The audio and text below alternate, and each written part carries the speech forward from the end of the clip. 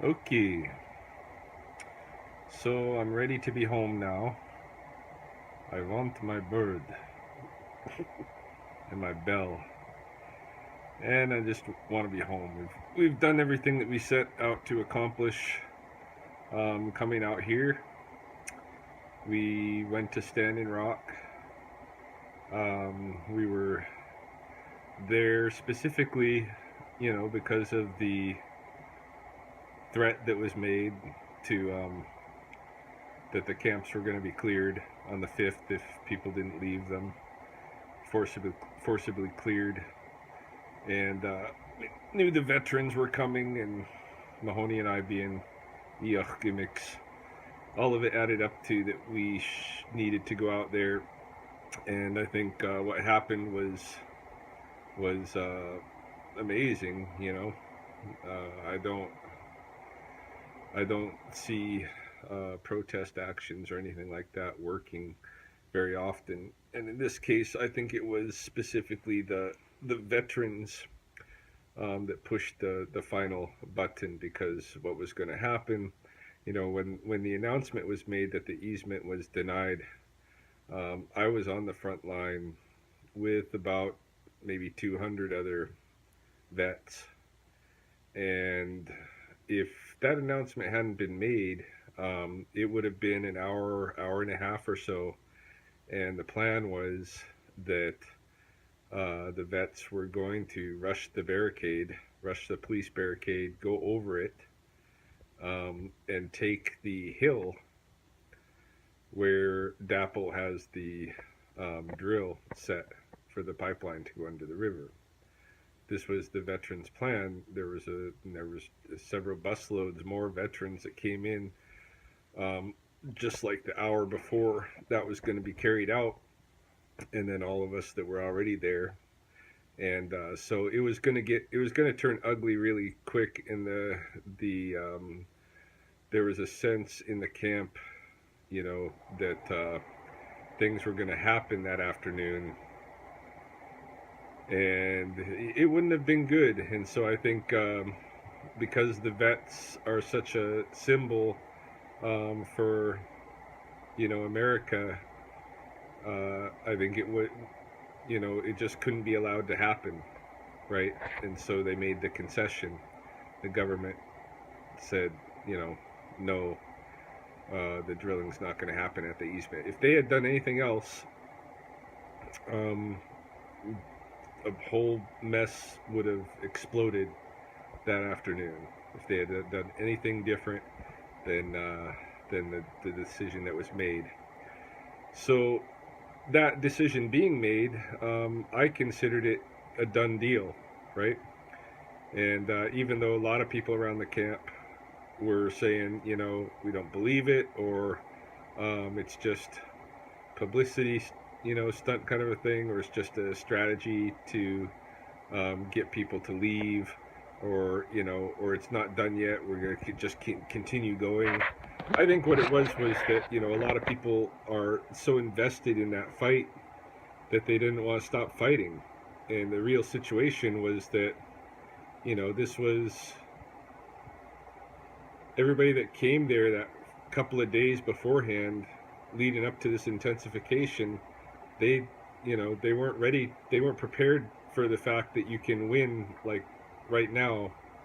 Um, and I thought that was the whole plan. Like, to me, that was the whole plan, was to bring in a shitload of bodies and so many people that it was going to be really difficult for them to try to clear the camps as they had intended.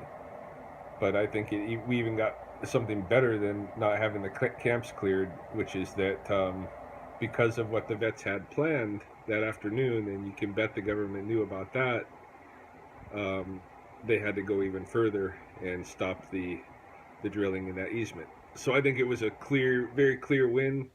And so we ourselves, um, it was late in the day when that, or late enough in the day when that decision was made that we, the announcement was made that we couldn't pick up and leave right then. But But so we slept again there. But right away that next morning, we packed up and left because our job was done and it was a success, right? But a lot of people, it was like they didn't know what to do with themselves now that there wasn't anything to fight about, right? So they stuck around and wanted to continue fighting. And then today, um, the news came from the tribal chair at Standing Rock that the people need to go home now. And thank you very much for your help. And it's time to go home. You know, and which is a good thing because it's way too cold for people to be camping out there anyway. So I guess there's a lot of people upset that they've now been dismissed and told it's time to go home. But this is the way it was always going to be, right? Um, it's done, right? Now it's in the hands of the lawyers and stuff to deal with. You don't need a whole bunch of hippies and veterans on site to help anymore. It's time to go home. So yeah, so now people are feeling put out because they're being sent away from the camp or whatever. But time to go home. You know, you won, celebrate, go home. So we would have went home right away. I mean, we left camp right away because I thought that was that was proper. Plus, we knew there was a storm coming in. So we went west a little ways and we took up camp at a hotel in Dickinson, North Dakota. And this is an oil boom town, and there's a hotel. So there's, I guess, There's a bunch of hotels here, but three of them are owned by the same group, and they are very inexpensive for some pretty good rooms. So my brother is scheduled to leave from Bismarck um, the 7th tomorrow, and so we needed to stick around to get him to his airplane and everything, and so we couldn't drive home to Alberta right away. So we got the rooms in Dickinson, and they're very expensive rooms, $35 a night. So we got very lucky. We have spent way more money than I thought we would spend, and we've spent all the money that was donated to us. This has become a pretty expensive trip, but I think it was a good cause, so I don't feel bad about it, and it was important to be a part of this. And I think there was we needed to be there for some reason, so there we were.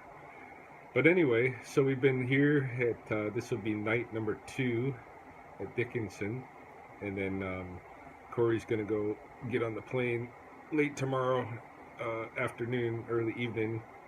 Mahoney and I, because it's going to be so late in the day before, it's going to be probably dark before I get back from Bismarck. We're just going to camp out here, one more night before we head home, and then I'm going to try to make one long straight run to take us home.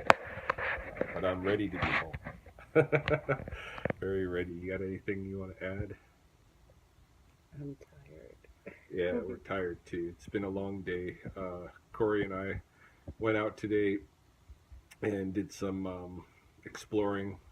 We went to Roosevelt National Park, which is right nearby. Which I had I didn't know anything about Roosevelt National Park, but it's a really nice park.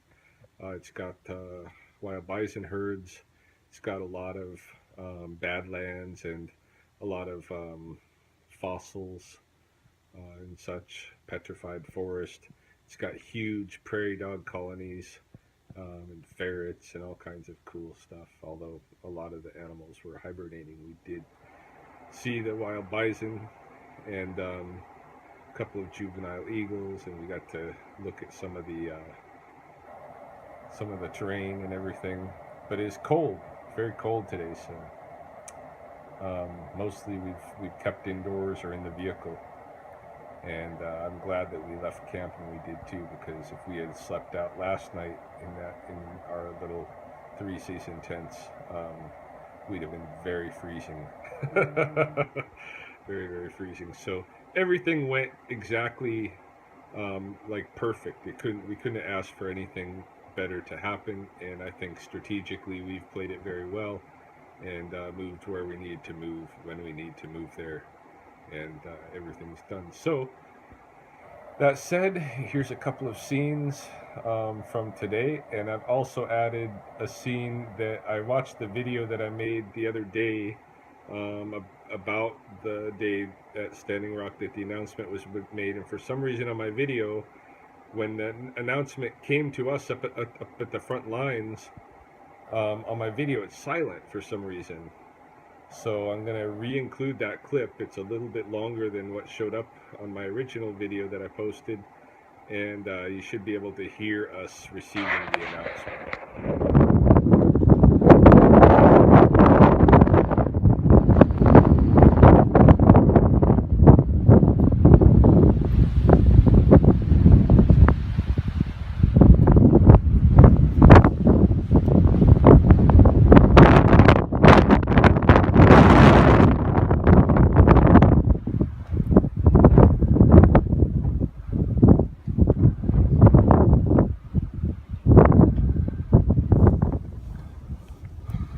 This is Teddy Roosevelt's old cabin. Check it out.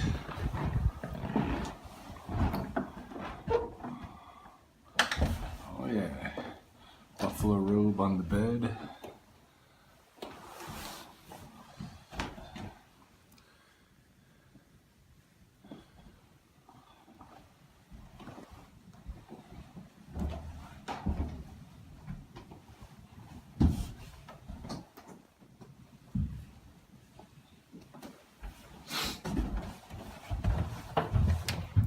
Nice wood stove.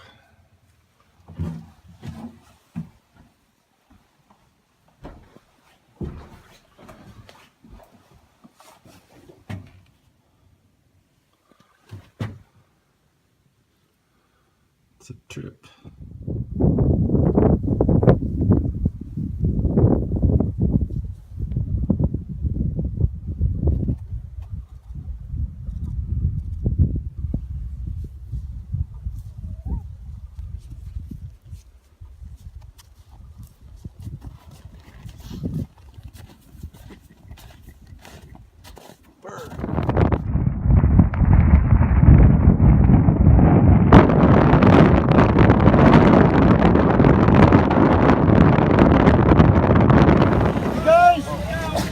If you haven't heard, the permit's been denied. The